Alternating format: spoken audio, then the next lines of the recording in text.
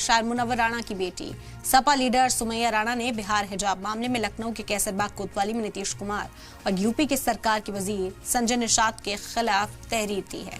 Samajwadi party के तर्जुमान और शायर मुनव्वर राणा की बेटी सुमैया राणा ने कैसरबाग कोतवाली में बिहार के वजीर आला नीतीश कुमार और उत्तर प्रदेश सरकार में वजीर संजय निषाद के खिलाफ शिकायत दर्ज कराई है।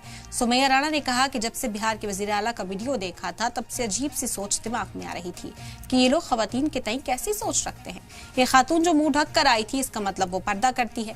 यह हरकत जहनी दिवालियापन की निशानी है। ये देश महिला प्रधान देश रहा है और यहाँ पर खवातीन को देवी के रूप से पूजा जाता है। इससे ज्यादा कुछ भी शर्मनाक नहीं हो सकता। वहीं यूपी के वजीर संजय निषाद पर सुमैया राणा ने कहा कि जिस तरीके से संजय निषाद ने बयान दिया कि सिर्फ नकाब ही तो हटाया है, कहीं और तो नहीं छुआ, इससे इनकी जहनियत जाहिर होती है।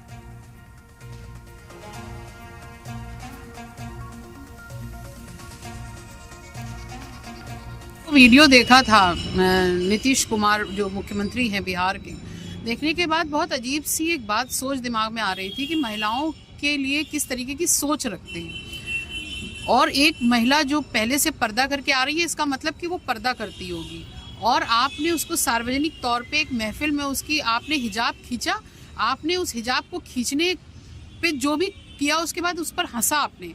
पूरी तरीके से आपके दिमागी दिवालियापन की निशानी है और एक समाज को पूरी तरह ठेस पहुंचाने की कोशिश की गई है। ये देश संस्कृति प्रधान महिला प्रधान देश रहा है और यहाँ पर महिलाओं का सम्मान, जहाँ पर देवियाँ और बनाकर पूजा जाता हो महिलाओं को, वहाँ पर इस तरीके का कृत्य एक मुख्यमंत्री द्वारा किया जा रहा है। मुझे लगता है इससे ज़्यादा शर्मनाक नहीं हो सकता कुछ।